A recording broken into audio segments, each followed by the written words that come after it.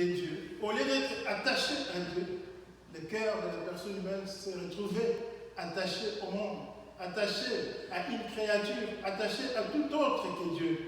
Alors, Dieu étant la source, il ne pouvait plus, la personne humaine ne pouvait plus faire la volonté de Dieu parce qu'il n'avait plus la capacité. Et c'est pour cela que Jésus-Christ est intervenu. Jésus-Christ est intervenu pour retourner les cœurs, n'est-ce pas, de la personne humaine à Dieu, les reconnecter avec sa source. Plus précisément, bien aimé, dans cette prière que nous appelons communément notre Père, Jésus-Christ est en train de nous montrer une réalité, les réalités qui existent entre un père et ses enfants, entre Dieu et ses créatures, qui, n'est-ce pas, avec qui il s'identifie. En se considérant comme les enfants de Dieu, bien-aimés, il n'y a pas autre raison pour nous d'être sur cette terre si pas faire la volonté du Père. La volonté de Dieu est contestée dans ce monde. La volonté de Dieu est rejetée au détriment de la volonté de la personne humaine, ou je dirais même de celui qui dirige ce monde, qui est le diable.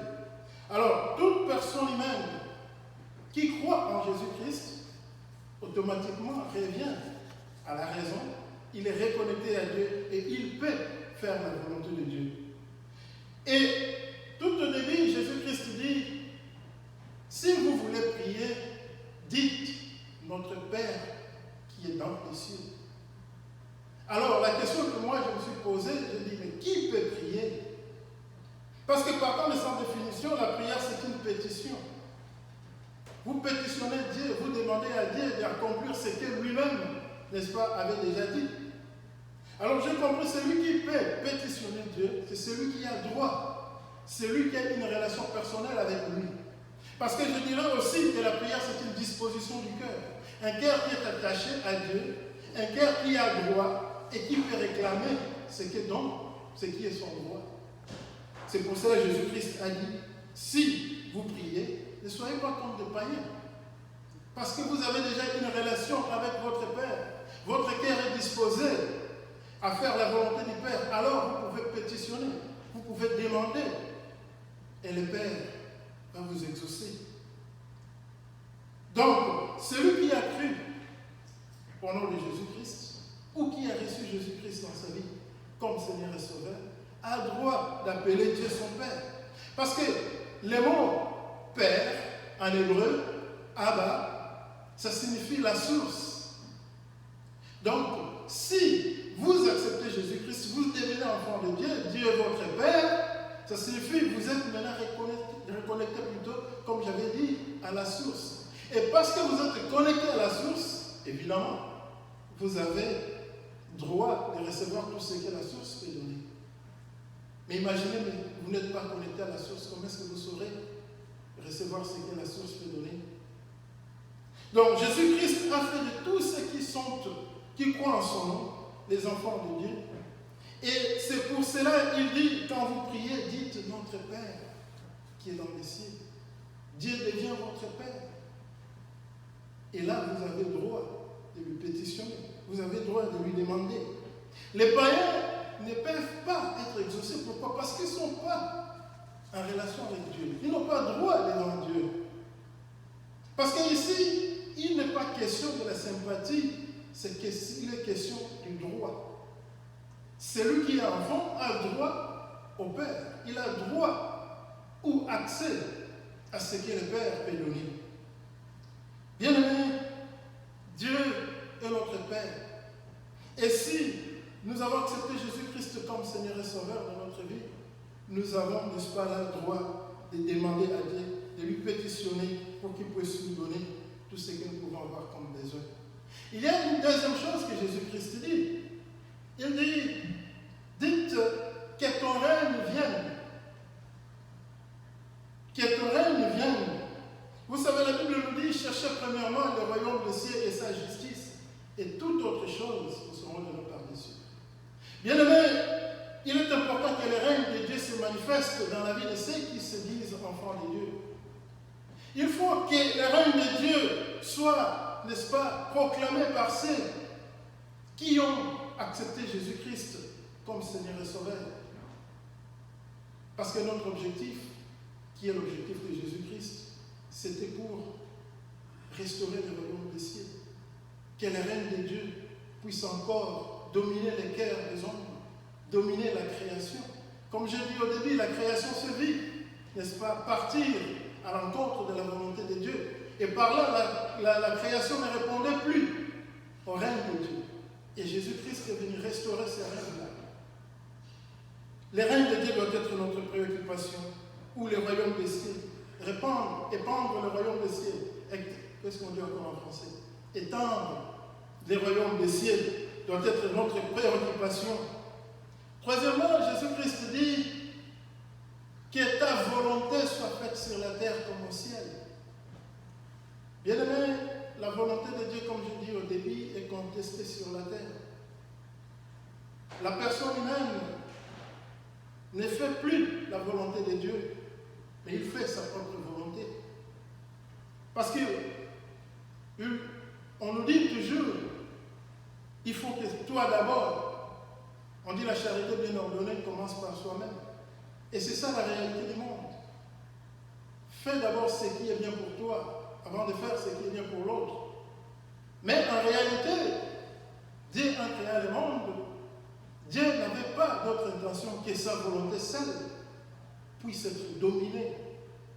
La terre.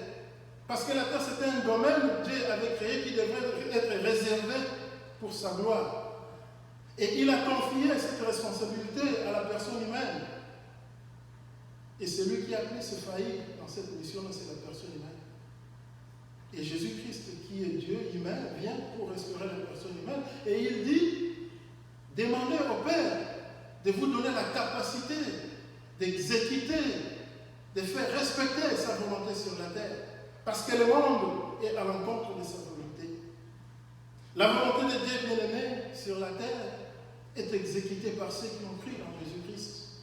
Ceux qui ont reçu Jésus dans leur vie comme Seigneur et Sauveur. Ce sont eux qui sont capables de faire la volonté de Dieu. Et puis, il dit, maintenant que vous avez déjà une relation avec le Père, le Père, il est votre source, et que vous êtes dans son royaume, son règne domine dans votre vie, vous exécutez sa volonté, demandez votre pain, pétitionnez pour votre pain. Vous savez, des fois, moi, la question que je me pose, c'est que, est-ce que dans une famille, les enfants ont besoin d'aller demander la nourriture auprès de leurs parents? Surtout s'ils sont petits. Je ne pense pas. C'est la responsabilité du père ou des parents de savoir que les enfants doivent manger. Les enfants doivent avoir les habits. C'est pour cela que Jésus-Christ dira, ne vous inquiétez pas, ne vous inquiétez de rien. Regardez les oiseaux du ciel. Regardez l'herbe du champ. Les oiseaux ne moissonnent, ne sèment ni ne moissonnent, mais Dieu les nourrit. Pourquoi? Parce que Dieu, en tant que Père, sait que les enfants ont besoin de manger, les enfants ont besoin du pain. Alors Dieu pourvoira pour le pain quotidien. Et là, je m'imagine déjà qu'Israël, quand ils étaient encore dans le désert, dans les milieux arides, il était possible de produire le pain. Mais Dieu, qui est Père, la source, a fait que les enfants d'Israël puissent manger de la manne.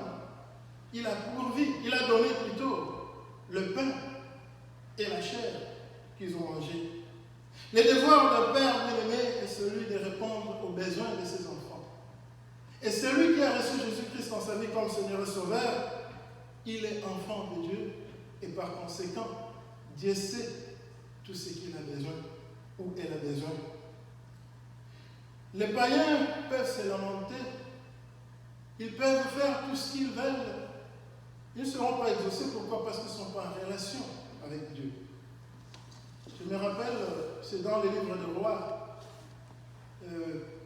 Il y a eu, c'était pendant le règne d'Akab, le mari de Jézabel. Tout Israël était divisé. Soit ils étaient pour les Baals et les autres étaient pour Dieu.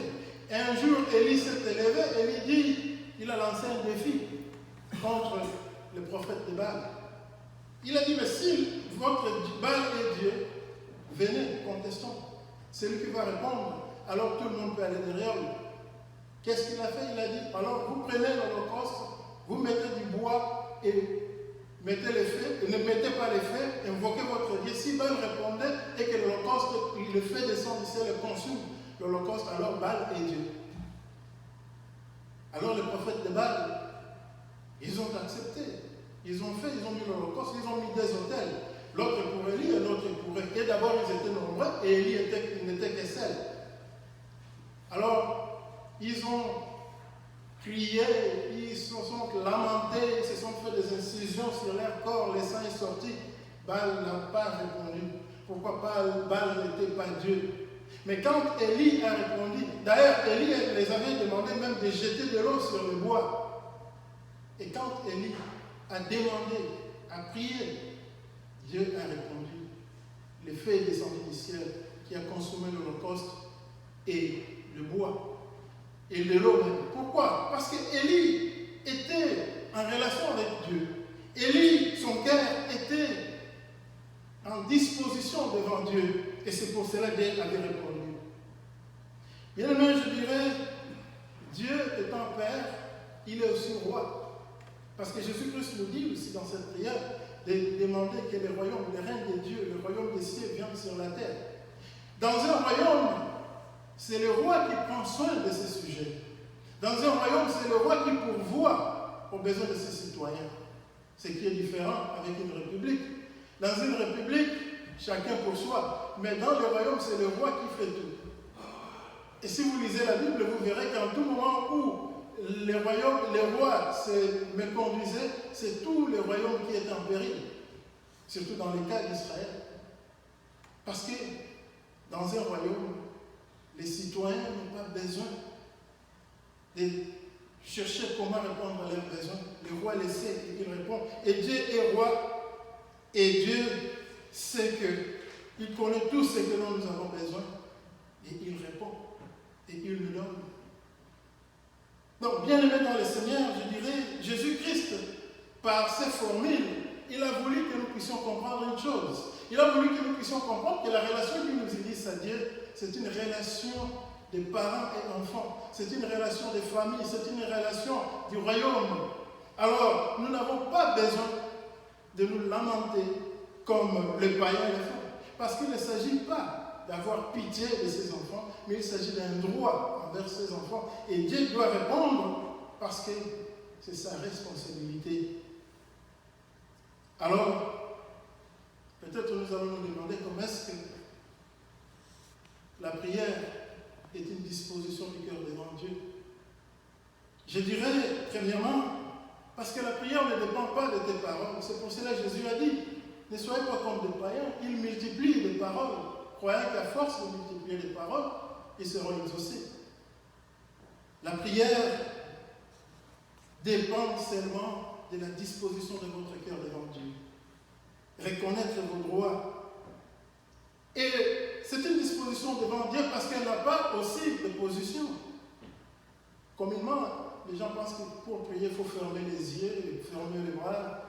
C'est ça la position idéale pour la prière. Mais en soi, il n'y a pas une formule pour la position de la prière dans la Bible. Et il n'y a pas aussi des endroits particuliers. Peut-être, les gens pensent qu'il faut prier seulement dans une église, dans un édifice comme celle-ci. Mais non, la prière peut se faire partout où vous êtes parce que votre cœur est disposé devant Dieu. Parce que Dieu est dans votre cœur. Jésus-Christ a dit quoi? Je me tiens à la porte et je frappe. Celui qui entendra ma voix, ouvre la porte, j'entrerai, je souperai avec lui et lui avec moi. Ça signifie que c'est une relation intime. Parce que ça dépend du cœur. Et la prière ne dépend pas de votre attitude, mais ça dépend de l'attitude de votre cœur vis-à-vis de Dieu. Quelle est votre attitude vis-à-vis de Dieu? Est-ce que vous considérez Dieu comme Père? Considérez Dieu comme source? Parce que si Dieu est votre Père, vous êtes dans vos droits. Il doit, en tant que papa, répondre aux besoins. Je pense que tout le monde ici a des enfants. Est-ce que vous attendiez qu'ils viennent vers vous, surtout quand ils étaient petits, pour demander, avant que vous puissiez répondre? Or, vous le faisiez partant de votre volonté parce que vous saviez que c'était votre responsabilité de prendre soin des enfants.